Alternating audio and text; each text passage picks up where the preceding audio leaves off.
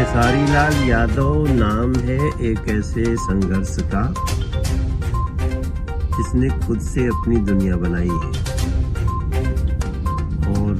खेसारी लाल यादव नाम है एक ऐसे गरीब घर से निकले हुए बच्चे का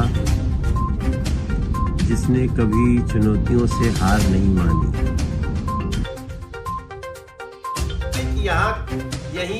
यहीं का एक बच्चा जो इतना दूर जाके 4 किलोमीटर दूर स्कूल में पढ़ता था, फिर वो इतना अच्छा उसके जीवन में हो सकता है, मैं उसको बहुत अच्छा मानता हूँ। असल में मेरा एक थॉट है, मैं सोचता हूँ कि सफलता क्या है, तो मैं ये मानता हूँ कि सफलता सिर्फ खूब पैसा हो जाना या फिर खूब बड़ी बड़ी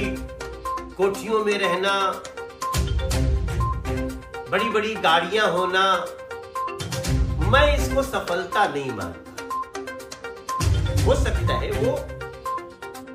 सुख हो सकता है, थोड़े समय का सुख हो सकता है, लेकिन जो संघर्ष में और जो अपने आपका जो भी छोटा परिवार हो, परिवार में आपस में प्रेम हो, पुरानी से पुरानी दोस्ती बनी रहे,